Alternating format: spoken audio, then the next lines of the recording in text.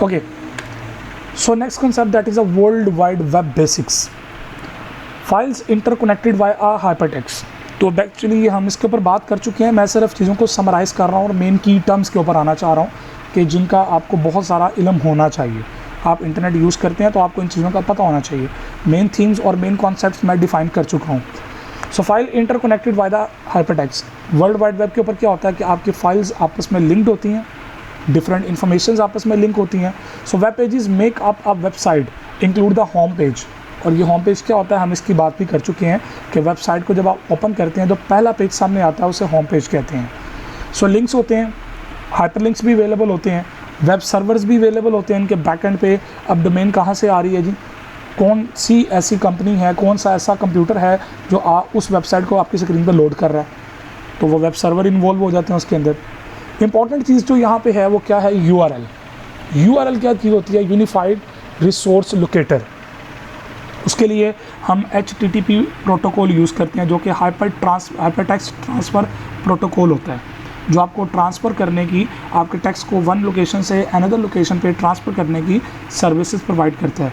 जैसे किसी वेबसाइट के एड्रेस पे आप लिंक करते हैं, जैसे मैं आपको यहाँ पे गूगल की, जैसे मैंने यहाँ पे क्लिक किया, जैसे मैं क्लिक करूँगा तो क्या होगा, ये जो लिंक शिफ्ट हुआ यहाँ पे, ये क्या है, ये ट्रांसफ़र प्रोटोकॉल यानी कि HTTP की मदद से हुआ है, हाइपरटेक्स्ट ट्रांसफ़र प्रोटोकॉल की मदद से हुआ है।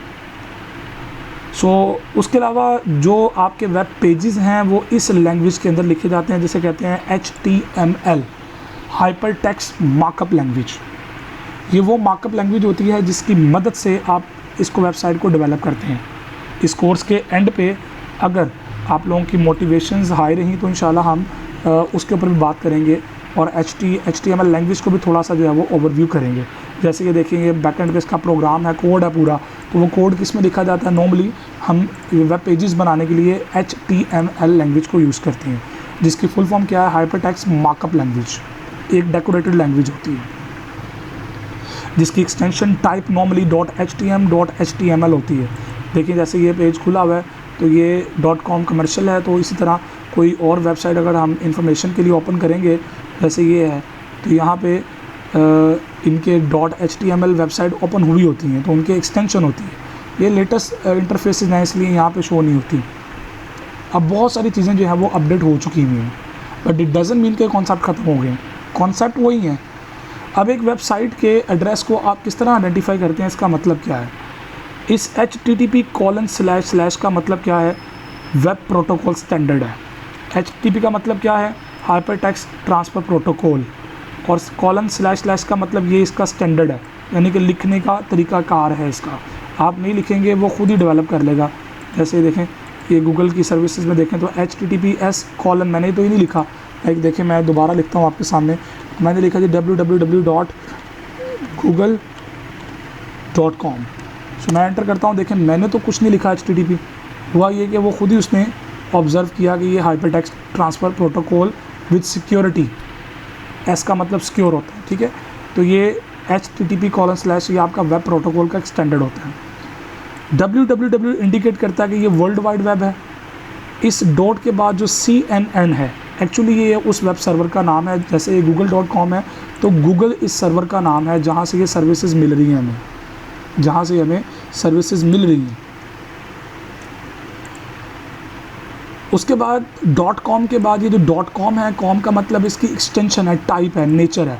तो कौन कौन सी नेचर है, .com होती है, .network है, .org है, .edu है, और भी बहुत सारी, जैसे देखें .uk.com, तो .co.in, तो डिफरेंट टाइप की एक्सटेंशंस अवेलेबल होती हैं। वो मैं भी आपको थोड़ी देर में गाइड करता हूँ। इस स्लैश के बाद ये शॉपिस का मतलब पता क्या है, इसका मतलब है कि ये इस पेज का, इस वेबसाइट का ये वाला डॉक्यूमेंट है जो शॉपिस के नाम से है, वो खुला हुआ है। और इस शॉपिस के पेज के अंदर एक डॉक्यूमेंट है जिसका नाम है movies.htm।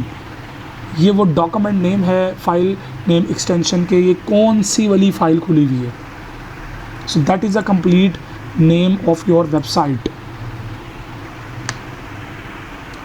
Once you have your internet connection, then you need special software called a web browser to access the web। हम इसकी बात कर चुके हैं। Web browsers are used to connect you to remote computers open and transfer files. Remote computer कौन से होते हैं? जिसको आप एक्सेस करना चाह रहे हैं। लाइक मैं ये गूगल की वेबसाइट को ओपन करना चाह रहा हूँ, सो गूगल की वेबसाइट ये मेरा रिमोट कंप्यूटर है। सो मैं google.com लिख रहा हूँ, तो वेब ब्राउज़र मुझे क्या करेगा, सर्विस प्रोवाइड करेगा कि मैं उसको आपके कंप्यूटर पे, आपकी स्क्रीन पे लोड कर सकूँ। Web browsers are specialized program, ये ख़ास किस्म के प्रोग्राम्स होते हैं, जैसे कि नेटस्केप है, नेविगेटर, इंटरनेट एक्सप्लोरर है, गूगल क्रोम है, ओपेरा मिनी है, और जिस तरह मैंने भी यहाँ पे थोड़ी देर में आपको बताए थे अभी, तो वो भी बहुत सारे जो है वो अवेलेबल है। आप देखें पूरी लिस्ट अवेलेबल है, मतलब वेब ब्राउज़र की विकीपीडिया पे जाके देखें तो ये एक डॉक्यूमेंट है जो हमने खोला, उस डॉक्यूमेंट के ऊपर एक पूरी लिस्ट है, बहुत सारे वेब ब्राउज़र्स अवेलेबल हैं, इनकी पूरी लिस्ट है। जैसे देखें गूगल क्रोम है, मोज़िला फायरफॉक्स है, सफारी है, माइक्रोसॉफ्ट एज है, ठीक है, इसी तरह इंटरनेट एक्सप्लोरर है, इसी तरह आपके पास ओपेरा 360 सिक्योर ब्राउज़र, ठीक है, इसी तरह एक और ब्राउज़र है, उसी तरह ये चाइनीज़ को ब्राउज़र है, यूसी ब्राउज़र, और भी अदर बहुत सारे ब्राउज़र मार्केट में अवेलेबल हैं। क्लाइंट सर्वर का जो स्ट्रक्चर है वेब के साथ वो क्या है? Web is collection of files that resides on a computer, जो किसी कंप्यूटर पर रखी जाती हैं, कॉल्ड अ वेब सर्वर। जिस कंप्यूटर से वो लोड होके आ रही हैं उस कंप्यूटर को होस्ट कंप्यूटर भी कहते हैं, और रिमोट कंप्यूटर भी कहते हैं, और वेब सर्वर भी कहते हैं। That are located all over the world and are connected to each other through the internet, और आगे वो इंटरनेट से कनेक्टेड होता है। When you use your internet connection to becomes a part of web, आप इस वेबसाइट को open करना चाहते हैं ना, तो आपको इंटरनेट का इस्तेमाल होना ज़रूरी है। इंटरनेट नहीं होगा तो ये ओपन नहीं होगी। Your computer becomes a web client in a world wide client server network. अब हुआ ये था कि मुझे इस वेबसाइट के लिए पहले अपने आप को क्या करना पड़ा था, मुझे पहले क्लाइंट सर्वर अपने आप को बनाना पड़ा था, क्लाइंट सर्वर मॉडल के साथ कनेक्ट होना पड़ा था।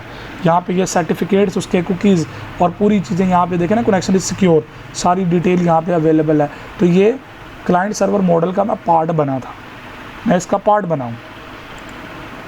A web browser is a software that you run on your computer to make it work as a web client, जो ये सारी सर्विसेज हमें ब्राउज़र दे देता है।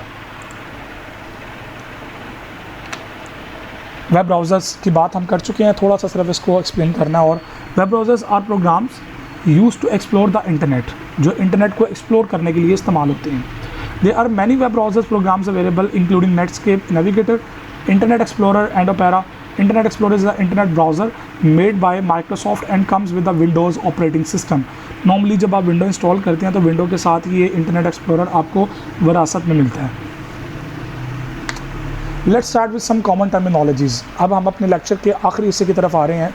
अब मैं आपको सिर्फ मेन चीज़ों के बारे में बताऊंगा जो इंटरनेट के अंदर इस्तेमाल होती हैं। बैकग्राउंड, बेसिक कॉन्सेप्ट्स और बेसिक स्ट्रक्चर मैंने सारा एक्सप्लेन कर दिया। किसी को कहीं पे कन्फ्यूजन है तो आई विल सजेस्ट यू कि आप वीडियो को स्टॉप करें और बैक पे जाके एक बार दोबारा उन चीज़ों को क्लियर करें। अगर नहीं होती तो आप मेरे से रब्ता करें, कम्युनिकेट करें, कमेंट करें इस वीडियो के नीचे, इसको लाइक करें अगर समझ आती है, अगर नहीं समझ आती कमेंट करें, मैं आपको उसका आंसर करूँगा। सो आप याद रखिएगा, बार बार जो मैं बात करता हूँ कि मेरे एक्सप्लेन कर देने से चीज़ें क्लियर नहीं होंगी जब तक कि आप इंटरेस्ट लेके अपना इंटरेस्ट खुद डेवलप नहीं करेंगे। जब तक आप खुद रिस्पॉन्सिबिलिटी नहीं लेंगे ये चीज़ें आपको क्लियर नहीं होंगी।